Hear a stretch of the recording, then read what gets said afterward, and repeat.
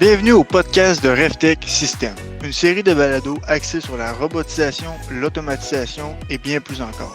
Je me présente, Antoine, spécialiste aux applications chez RevTech System, et c'est avec un grand plaisir que je co-anime cette série de balados avec le cofondateur lui-même, Alexandre Paré. Salut Alex, comment ça va?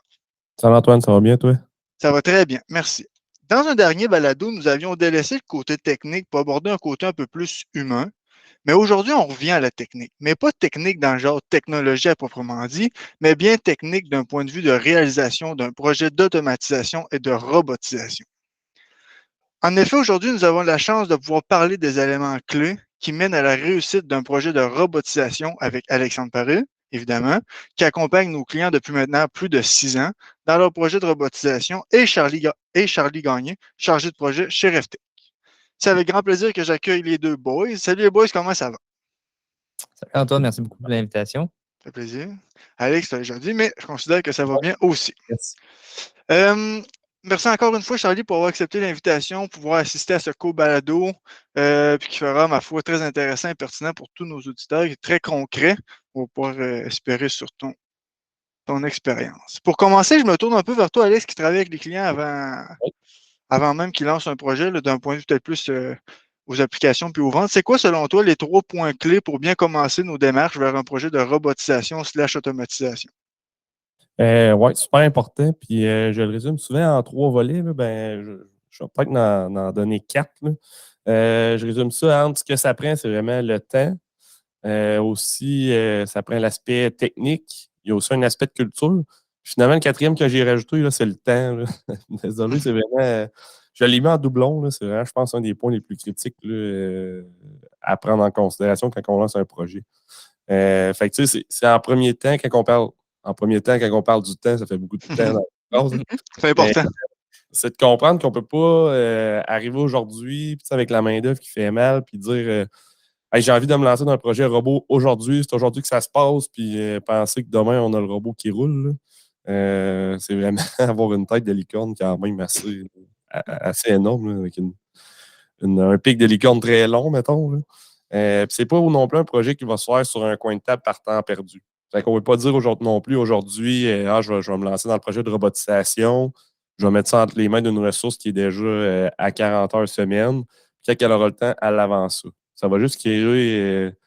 Ça ne marche juste pas, dans le fond, quand on fait ça. Il faut vraiment en faire notre priorité. Se donner le temps vraiment de bien définir notre projet, de bien faire l'implantation, vraiment l'approprier la cellule, puis continuer de l'améliorer.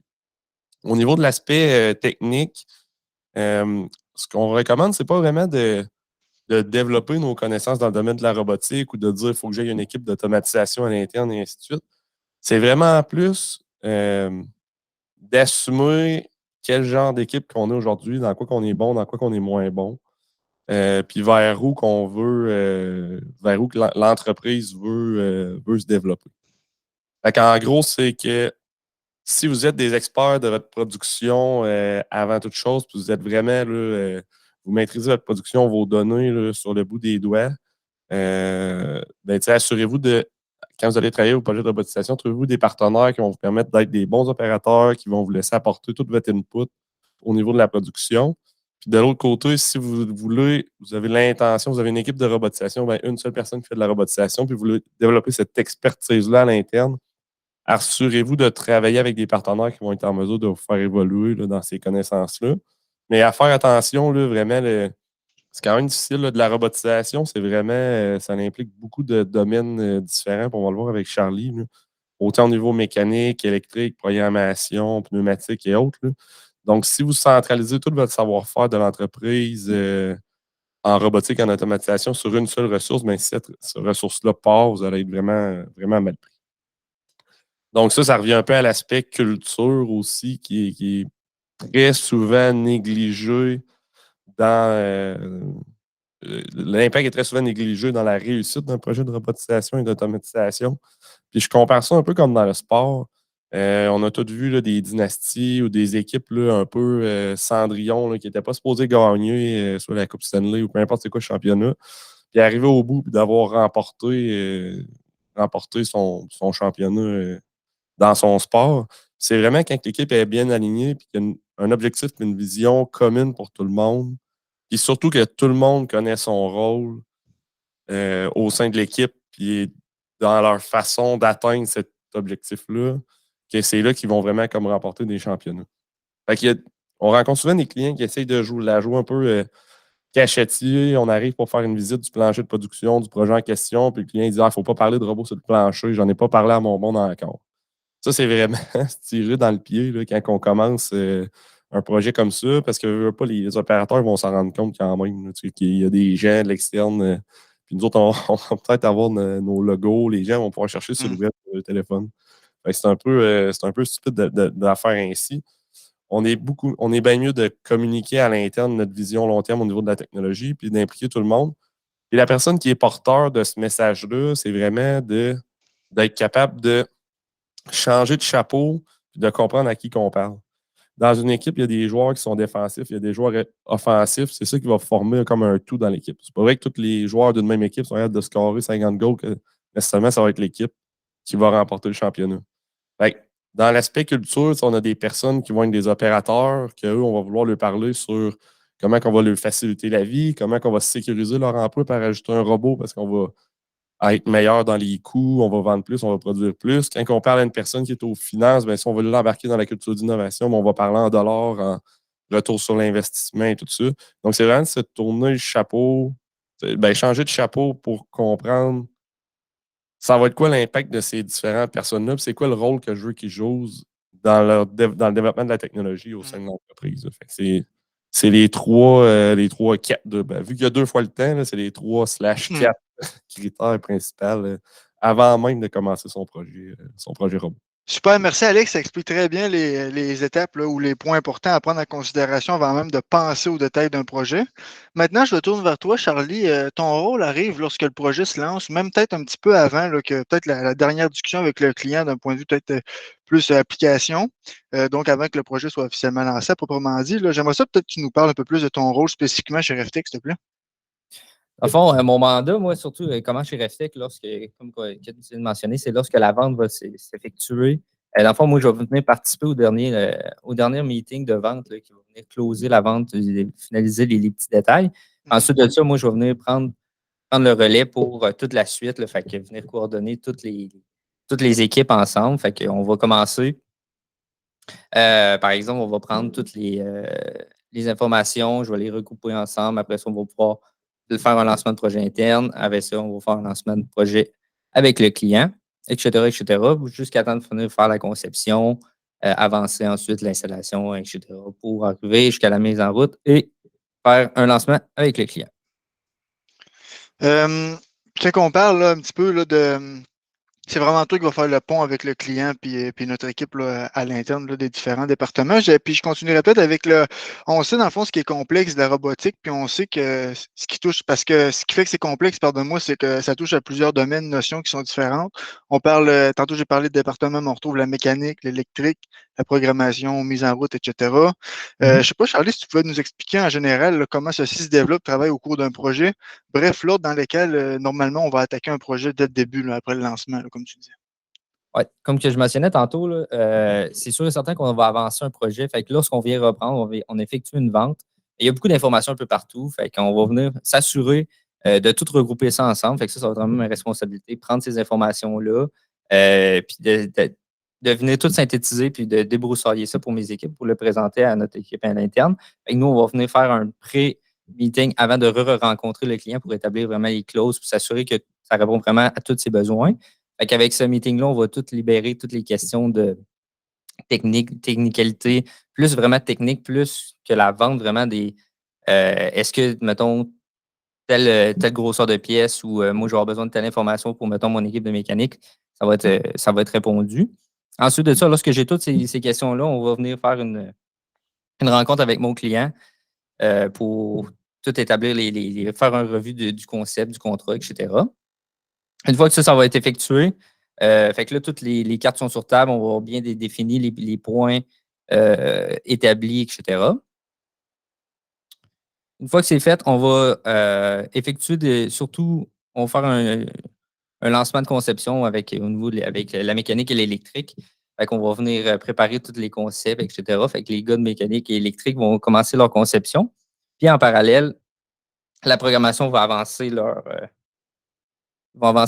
tout ce qui est excusez-moi, au niveau de la programmation, on va avancer tout ce qui est interface à chimie, etc. Fait qu'on va voir si tout est correct pour le client, fait que si l'interface est bonne pour le client, etc. Puis après ça, on va voir aussi au niveau de la data, TI, on va venir s'assurer qu'on va faire un lien avec le client pour valider comment on peut aller chercher les informations de base pour un robot. Une fois que c'est tout cette paperasse ou tous ces points-là sont effectués, dans le fond, on va avancer au fur et à mesure dans le projet. Fait qu'on va impliquer le client dans tout ça. Une fois que peut-être aux 2 semaines, on va faire une rencontre avec les clients pour s'assurer que ça avance bien, etc. On va faire des présentations du concept, etc. dans le projet. Une fois que ça, c'est terminé, une fois que la conception est terminée, on va faire une validation finale avec les clients pour dire comment ça a été, est-ce que ça convient à vos besoins, est-ce qu'il y a des trucs que vous voulez rajouter, est-ce que dans le fond, on vient donner le saut final pour dire OK, on lance en production, on va commander tout notre stock pour le monter à l'interne. Une fois que tout ça est fait, on a une équipe d'installation, nous, qui va tout monter notre système à l'interne. Fait qu'on va monter tout, mettons qu'il y a des convoyeurs, le robot, etc. On va tout monter ça. Puis une fois que ça c'est fait, on va prendre notre programmeur puis il va commencer à tester la cellule. Une fois que ça, les tests sont faits, que notre programmeur est fait, il a fait sa mise en route, on fait venir le client pour dire bon, voici la cellule, tout ce qu'on avait établi, tous les points de test qu'on veut faire. Est-ce que ça répond à tes besoins, oui ou non? Fait que là, on appelle ça un FAT. Une fois que ce FAT-là est fait, le client va dire oui, non, est-ce que ça convient à mes besoins? Est-ce qu'il y a des petites modifications que je veux faire? Une fois que ça c'est fait, après ça, on va prendre la cellule, on va l'envoyer chez le client. Fait qu'on la monte, on la démonte, on la remonte chez le client. Fait qu'on fait tout notre système au complet, monté chez le client. Une fois que ça c'est terminé, on refait tout le système, comme je disais. Fait qu'on monte la cellule, on fait notre mise en route chez le client maintenant. Puis ensuite de ça, on va faire un SAT. Fait que c'est juste s'assurer que tout est bon. Tout répond aux besoins du client là-bas.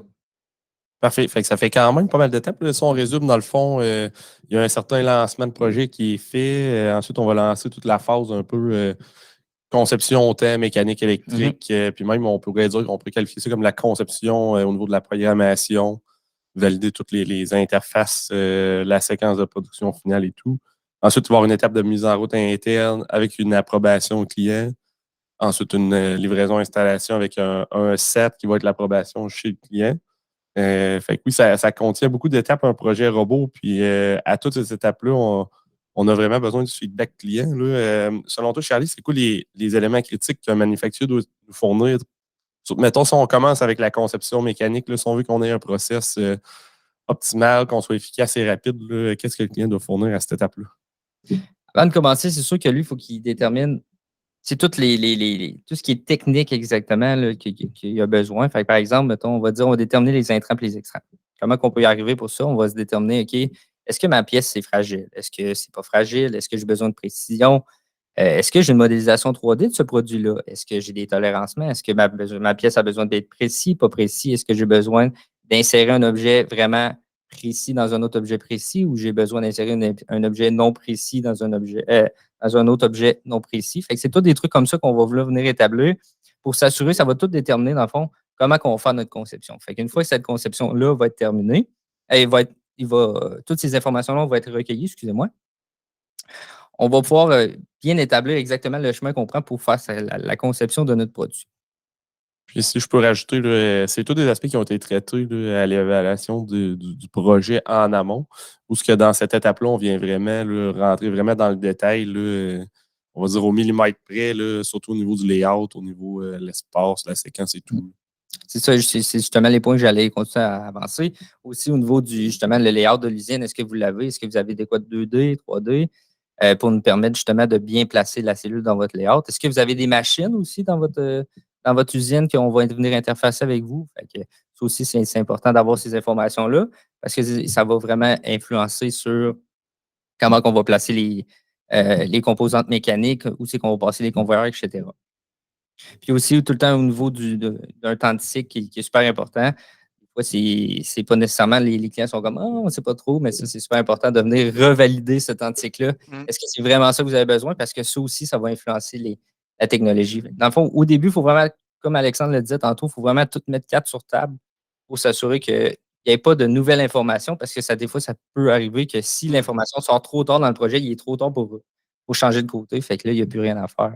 Ou ça nécessite des déboursés de plus, etc. Fait qu'encore Ouais. là, on s'attend à ce que le client mette du temps dans cette étape-là là, pour travailler, que ce soit avec nous ou avec un autre intégrateur, mais c'est important, lui, de consacrer du temps tôt dans le projet pour s'assurer de fournir un maximum d'informations puis pas arriver au jour J où on arrive au FAT chez RefTech, qu'on sorte un lapin de notre chapeau sur un produit X qu'on n'a jamais entendu parler. Fait que, moi, je dirais, Alex, pour jouer sur ton. Tantôt, tu as mis les deux temps. Tu avais 4 points puis deux qui se répètent. Moi, je dirais les deux T. Transparence et temps. Le client doit être transparent puis doit mettre du temps pour nous donner de l'information. Puis, Charlie, tu disais, tu sais, le layout de l'usine, tu as glissé un mot. D'habitude, on a peut-être des DXF ou de quoi de 2D, un PDF, là, mais des fois, on reçoit des 3D. Là. Avoue que ça, c'est vraiment. Quand on peut avoir un 3D du client, là, son espace, ça, c'est vraiment une perle. Là. Ça vaut de l'or. Ouais, c'est sûr, c'est super intéressant, mais la majorité des gens, je pense que ça ne vaut pas nécessairement la peine d'investir du temps pour nous générer un 3D, mais c'est sûr, on appelle ça un Si nice long. Très beau Ouais, plus. Exactement. exact. Fait que là, évidemment, avec tout cet aspect-là, côté mécanique, là, ça va nous amener vers un concept qui est fonctionnel d'un point de vue du département de la mécanique. Mais en parallèle, on a l'équipe de TI, data et intelligence artificielle, ainsi que l'équipe de programmation, qui vont déjà avoir pendant ce temps-là regardé avec le client au niveau de la logistique de l'information, le flot de production, puis évidemment l'interaction avec l'opérateur. J'aimerais ça, tu peux nous dire c'est quoi que ces deux départements-là vont avoir besoin comme temps et transparence, fait que l'information du client. Dans le fond, le TI Data puis IA, lui, il va vraiment aller chercher l'information directement chez le client. Fait que ce département-là, lui, c'est vraiment pour faciliter la route de l'information, mettons, l'information que, peu importe, l'intégrateur a besoin au système de programmation qui est au niveau du PLC. Le PLC, c'est comme un peu le cerveau de la cellule. Donc, ce département-là, le TI, lui, va vraiment s'assurer que justement, il va aller s'interconnecter avec la base de données si c'est possible pour aller chercher directement à la source l'information pour la prendre et l'amener disponible à notre PLC. Fait que ça facilite beaucoup l'interface. Fait que tu n'as pas besoin nécessairement de générer un Excel ou etc. qui est traité 4 fois pour arriver à la solution que tu as besoin. Nous, on va essayer vraiment de prendre l'information à la base et la rendre disponible directement de la manière qu'on veut après ça pour notre équipe de programmation. Exact. Puis dans le fond, en gros, si on le résume, c'est vraiment, on a des gens qui font l'entrée de commandes, par exemple, à la réception dans les bureaux.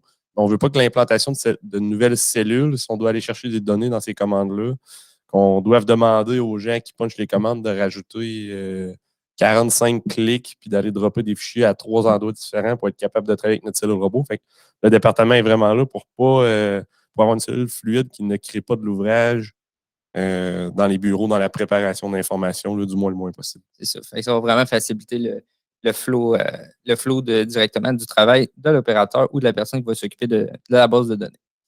Puis ensuite de ça, lorsque toutes ces informations-là vont être récoltées, nous, on va venir prendre le département de programmation va souvent faire des prévisuels des interfaces pour s'assurer que ça convient bien au client. Fait que souvent, on va essayer de déterminer les pages qui sont critiques, puis on va essayer de faire des pages les plus simples possibles, puis qui va éviter beaucoup les sources d'erreurs. Fait que ça, souvent, ça va être présenté vraiment tôt dans le projet pour s'assurer que le visuel est bon, etc., pour les opérateurs. Fait que selon la personne qui va être en charge, va présenter ça aussi. On va inclure l'opérateur pour dire est-ce qu'il y a des risques d'erreur, est-ce que c'est simple d'utilisation pour justement faciliter l'interaction entre l'humain et le robot. Puis, si on fait suite là, sur les transferts de données, là, des fois, on parle de la fameuse loi de Pareto. Est-ce qu'elle s'applique ici quand on parle de TI, data, intelligence artificielle puis programmation? Qu'est-ce que tu veux dire par la loi de Pareto, Antoine? Peut-être mettons qu'on a beaucoup de pièces là, du 80-20. Des fois, est-ce qu'on va jouer là-dedans à partir de ce département-là? J'y arrivais justement. Là, ça va être la prochaine étape qu'on va faire. On va venir s'assurer de sortir le plus d'informations possible. Fait qu'on va vouloir aller intégrer pour avoir un bon projet robot qui va bien se dérouler, souvent, on va essayer de viser le 80-20 pour justement intégrer le 80% des pièces les plus produites. Fait que ces 80%-là, souvent, ça va représenter la majorité de la production, puis ça va être beaucoup plus facile à implanter. Puis le dernier 20%, souvent, c'est la portion qui est plus difficile à implanter, qui va être beaucoup plus long. Fait que si on avec le 80-20, on s'assure de bien partir sur des bonnes tracks, puis après ça, de pouvoir implémenter le 20% qui reste. Fait que là, on va avoir fait un investissement, on va avoir envoyé ça directement dans le 80-20, fait qu'on va avoir 80% de la production qui va être partie. Puis après ça, le 20%, ça peut être on pourrait dire, mettons, des choses ponctuelles, directement des modifications ponctuelles qu'on va faire pour aller implémenter le 20% de plus. Très intéressant. Je pouvais enchaîner, là, fait que là, si on suit un petit peu les étapes que tu avais élaborées là, dès le début de notre conversation, là, fait que là, on a mécanique, on a un petit peu le département de data et de programmation qu'on travaillait. Après ça, si on va à l'étape de montage à l'interne chez RefTech, j'imagine qu'on va avoir moins besoin un petit peu du feedback du client, mais justement, en ayant moins besoin un petit peu du feedback ou un suivi plus routinier, là, on devrait commencer à planifier quoi, dans le fond, pour la suite, après le montage, qui faciliterait, dans le fond, l'après-montage, si tu veux. Ouais, comme tu mentionnais, lorsque la conception va être terminée, on va venir vraiment faire la mise en route, etc. Puis le client, qu'est-ce qu'on peut commencer à penser en parallèle? C'est surtout de préparer le terrain pour l'arrivée de la cellule. Par exemple, on peut voir, je sais pas, des fois, il y a des ententes avec les clients. Est-ce que c'est toi qui fais la cage de sécurité? Bon, oui, si c'est toi qui fais la cage de sécurité, qu'est-ce que tu peux préparer? Est-ce que tu l'as commandé? Est-ce qu'elle va arriver à temps, etc. Fait que toute la portion que le client doit s'occuper, c'est super important de justement venir valider que est-ce que c'est en route, est-ce que c'est commandé, quand est-ce qu'on va le recevoir, est-ce que ça va recevoir à temps, qui va l'installer, etc. Fait que ça va être vraiment de s'assurer d'avoir un bon suivi sur la portion responsable de votre compagnie. Ensuite de ça, c'est sûr et certain que vous planifiez de l'espace, etc. Fait qu'il faut dégager de la machinerie, mettons, pour déplacer des équipements, etc. Fait que s'assurer qu'on a de la machinerie disponible pour ça, de la main-d'œuvre, etc. Une fois que tout ça va être effectué, on va vouloir avoir une bonne communication. Fait que nous, de notre côté, on s'engage à vous dire comment ça avance, où c'est qu'on est rendu, est-ce que c'est plus long que prévu, est-ce que c'est moins long que prévu, etc. Fait qu'on va essayer d'avoir une bonne communication. Fait qu'il y a tout le temps des échanges quand même qui vont se faire entre les deux parties pour s'assurer que tout le monde soit sur la même longueur d'onde. Ensuite de ça, lorsque vous pouvez commencer à préparer, on peut commencer à penser au transport. Qui va s'occuper du transport? Est-ce qu'on prend la main? Est-ce que vous voulez que ce soit vraiment un clé en main complètement? Fait que, ça va être organisé par RefTech ou est-ce que vous voulez vous en occuper? Est-ce que c'est une période morte? Vous avez des transporteurs de disponibles? Est-ce que vous voulez les utiliser? Etc., etc. Il y a tout ça aussi à penser. Fait que c'est vraiment au niveau de toute la gestion de qu'est-ce qui reste à faire.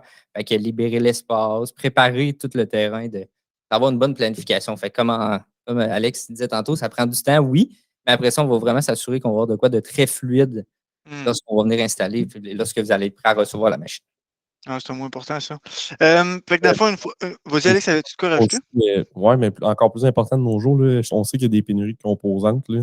Donc, de voir plus loin là, l'installation, je doute fort que si on allume directement, quand on arrive avec la cellule installée, de demander à un électricien demain de venir alimenter le 600 volts à un endroit défini, qu'il va en avoir une disponible avec toutes les composantes pour venir faire la job. Ouais, bon point. L'importance de prévoir d'avance.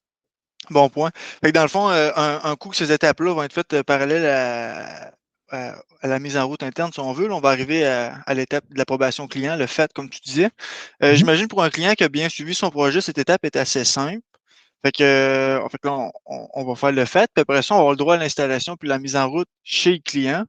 Fait que c'est quoi, Charlie, les étapes ou les must-do qui mènent à un set, donc l'approbation chez le client, qui soit rapide et facile? Comme tu mentionnais, il y a la période de FAT. Fait que la période de FAT, souvent, nous, on va venir proposer toute la liste de tests qu'on va effectuer avec le client. Fait que dire, nous, on pensait faire tel test avec vous. Fait qu'on va venir valider la séquence. Il y a quelques petits points. Des fois, il y a des interactions avec les machines qui vont être faites. Fait qu'on va venir tout établir ça. Une fois que ça va être réglé, souvent, on va demander au client de justement préparer son entrée électrique. Mettons, on va avoir besoin d'un 600 volts, etc. C'est super important à valider, à préparer avant qu'on arrive. Après ça, on va vouloir apporter une alimentation pneumatique, etc. On va vouloir mettre, comme on mentionnait, mettre à la disposition des emplacements pour avancer tout ça. Après ça, on va s'assurer qu'on a les bonnes ressources, etc. pour que justement l'équipe d'installation arrive et qu'il soit prêt. Fait qu'on va avoir, mettons, un contact chez le client directement. Après ça, lorsque tout ça va commencer à être arrimé, on va s'assurer justement de mettre à la disposition des ressources, justement, vous déplacer les équipements directement à vos installations. Ensuite de ça, c'est souvent, nous, directement à Reftec, on va beaucoup besoin du mot de passe Wi-Fi parce que tout notre système d'installation est basé là-dessus. Fait qu'on a besoin d'une adresse Internet pour ça, pour s'assurer qu'on soit capable de tout installer et mettre en route directement chez le client de manière facile et simple. Fait que ça va être tous des points on va prendre, on va s'assurer d'avoir avant de commencer. C'est tous des points pour que quand on arrive et on installe, là, on n'est pas à courir à gauche et à droite l'information le matin même sur le plancher. Mais tout est là et disponible. Puis rien est installé. Souvent, on va arriver avec une liste de to-do points, puis on va envoyer ça au client, dire préparez tous ces points-là, comme je mentionnais, tous les points que je viens d'énumérer, pour s'assurer qu'on ait toute l'information à un endroit. On arrive, tout est prêt, puis on peut déjà commencer. Fait que ça va premièrement réduire les temps de downtime, souvent quand vous avez des productions, etc. Ça va vraiment accélérer notre travail. Puis aussi, après ça, on va pouvoir commencer la mise en route à l'interne, directement à vos installations plus rapidement. Aussi, juste pour ajouter, aussi, il y a quand même la tendance de dire que lorsque c'est installé, c'est prêt. Malheureusement, non. Parce qu'il y a beaucoup de programmation. La mise en route prend quand même un certain temps à implémenter chez le client. Ça, c'est super important à prendre conscience que lorsque l'installation a l'air toute prête, malheureusement, ce n'est pas nécessairement prêt. Il y a beaucoup d'autres choses à programmer et s'assurer que ça soit fonctionnel avant que ça soit vraiment une production optimale. Tout ça dépend aussi du type de projet. Par exemple, si on alimente une presse plieuse chez un client, mais au niveau de la mise en route à l'interne, chez Reftec, on ne demandera pas au client de nous shipper sa presse plieuse parce que lui doit produire manuellement avec sa presse, puis on parle d'équipements quand même imposants à transporter. Fait que c'est sûr que le CERT, l'approbation interne, est faite le plus proche possible qu'on peut de la réalité qu'on va avoir en production. Souvent, on va avoir une presse plieuse, on va dire, on parle de la presse plieuse en carton, on va avoir des modèles pliés dans les différentes, selon les différents plis qu'on a effectués pour se rapprocher vraiment de la production. C'est pour ça que la période de mise en route chez le client va vraiment varier en fonction de à quel point c'était possible pour nous de le pousser à l'interne, là, si tu veux. Là. Exact, de vraiment dupliquer la situation réelle de production du client chez Reftec. Excuse-moi, toi, ça dépend vraiment des situations, là, comme Alexandre disait. Puis il y a des fois, il y a des machines que, justement, c'est une nouvelle machine que vous allez intégrer à votre chose, des fois, à votre usine. Fait que ça, c'est possible peut-être de les envoyer directement chez Reftec, mais comme des fois, tu peux avoir des presses plieuses, comme on disait, de plusieurs tonnes. C'est impossible ou pratiquement à amener nos installations. Fait que dans ce cas-là, on va y aller le plus près de la réalité. Des monuments, comme qu'on dit, qui sont durs à déplacer. Je vais juste corriger un petit peu. Alex, tu as dit le 7, mais tu voulais dire fête chez nous. Là, mais, oui, le 7, oui. On s'est tous compris avec interne par la suite. Fait que là, Charlie, on a tout ça. C'est installé, comme tu dis, on a fait la mécanique. Là, fait que la cellule, proprement dit, est physiquement installée. Ensuite, on a les programmeurs qui vont faire la mise en route. Coup que ça vire, on fait le 7, fait que le second approval test. Fait que là, tout est. Ou site approval test là, à votre guise. Fait que là, le client dit OK, tout marche. Puis mais j'imagine que ça ne doit pas s'arrêter là. Il doit peut-être rester des choses que le client ou Reftec peut faire ensuite de ça. Mais dans le fond, le SAT, là, on va vraiment l'effectuer lorsque ça va faire peut-être 2 semaines que le client va être autonome avec la machine. Fait qu'on va venir vraiment s'assurer que la personne va avoir bien assimilé les informations, les opérateurs vont avoir facilement commencer à intégrer à partir des productions. Puis une fois que c'est ce temps-là, on va effectuer le SAT. Puis une fois que le SAT va terminer, s'il y a des commentaires, des questions, des améliorations qui veulent être faites, c'est souvent important de venir les noter ou de prendre faire un bundle, comme qu'on appelle, de tout regrouper cette information-là, puis de revenir juste à une fois, puis d'être clair avec qu'est-ce qui ne fonctionne pas, dans quelle situation idéalement. C'est sûr que c'est dans le meilleur des mondes, mais on va essayer de sortir tous les points qui ne fonctionnent pas ou qui sont dérangeants, qui peuvent être améliorés d'une manière. Fait que nous, on va faire une intervention, fait que ça va probablement réduire votre impact sur votre production. Puis après ça va être beaucoup plus facile à venir cerner tous ces petits points-là. Des fois, c'est de l'optimisation, etc. Fait qu'il y a tous ces points-là qui sont super intéressants. Puis pour ajouter, c'est important vraiment de bien documenter là, quand il y a des arrêts machines ou soit des bugs ou des demandes de modification. Plus que c'est documenté, soit avec des vidéos, des images, des descriptifs, la date, l'heure et tout ça, quand c'est arrivé, le type de pièce que le robot travaillait, plus que c'est facile pour un technicien de rentrer et de creuser directement là, dans la bonne direction. Puis autre chose que je dirais, là, c'est que souvent, là, On est parti d'un mandat initial avec une livraison d'une cellule robot, puis là, on arrive à une approbation machine chez le client. Bien, souvent, les gens ils vont dire ah, ben, je mets un plaster sur la majorité des cas. Je mets un plaster sur le bobo de pénurie de main-d'œuvre. J'ai un robot qui est en fonction, qui produit. Puis souvent, la suite des choses est comme laissée un peu de côté. Mais c'est extrêmement difficile de dire qu'une cellule ne peut jamais s'améliorer. Je pense que chaque cellule robotique qu'on livre pourrait être améliorée de façon pratiquement infinie. C'est surtout si on part avec un 80-20, il y a toujours moyen d'aller chercher un 81, 82, 83% de ces pièces. Fait que c'est dès le jour 1 de prendre en considération qu'on livre une machine qui va être fonctionnelle et qui va pouvoir être en constante évolution par la suite. Fait que de tout de suite commencer à prendre en note des points, à voir comment on va améliorer, garder les gens là, actifs avec cette cellule-là au niveau de son amélioration. Fait que ça va vraiment la faire vivre dans le temps, ça va permettre de la rendre encore plus productive ou de travailler sur d'autres produits, être plus rapide et ainsi de suite. Je suis d'accord. Puis ensuite de ça, c'est un autre point que nous, on va s'engager à faire. Suite au SAT, on va vraiment s'engager, nous autres, à venir vous voir, vous appeler, dire comment ça va, est-ce que qu'est-ce qui va bien, qu'est-ce qui va mal, est-ce que ça répond à vos besoins, etc. Fait comme Alex disait, des fois, on va pouvoir aller chercher des pourcentages de plus, puis en plus, mais on va s'assurer que vous soyez content parce que ça reste une cellule designée complètement pour vous et que vous avez investi beaucoup d'argent là-dedans pour justement répondre à vos besoins ou des pénuries de main-d'œuvre ou peu importe, ou stabiliser votre production. Fait que de cette manière-là, nous, on veut vraiment s'assurer que ça va bien de votre côté. Est-ce que vous avez besoin de support? Je sais pas, on peut vous en offrir. C'est vraiment dans l'optique que vous deveniez autonome. On s'assure d'avoir une production stable et intéressante puis qui répond à vos besoins. Oh, super, très intéressant. Alex, avais-tu quelque chose d'autre à rajouter? Non, ça fait le tour. Là, juste remettre l'emphase sur le temps. Là, je pense qu'on l'a mis tout le long. Là, les points que Charlie mentionnait, là, ça demande du feedback client, ça demande une implication du client. S'il veut vraiment avoir une belle cellule vraiment optimale qui va fonctionner, qui va bien se l'approprier et qui va la faire évoluer avec le temps. Je pense que j'ai dit à peu près 1000 fois le mot temps aujourd'hui dans le podcast. C'est clair. On peut dire que c'est le mot clé à retenir. Exact.